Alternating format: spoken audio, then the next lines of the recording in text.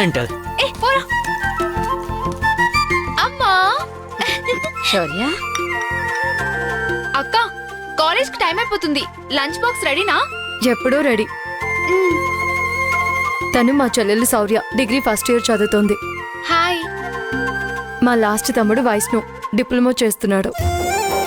అవునవును, మా ఫ్యామిలీలో మాత్రమే కాదు, అన్నిట్లోనూ లాస్టే.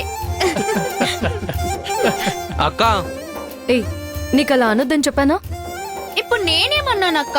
అమ్మా, నా కాలేజ్ ఐడి కనిపించడం లేదు, నువ్వేమైనా చూసావా?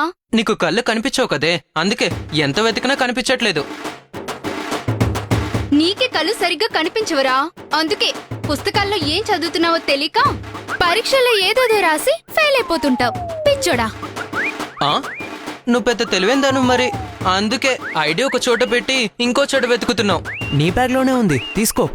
హ? ఇదిగో.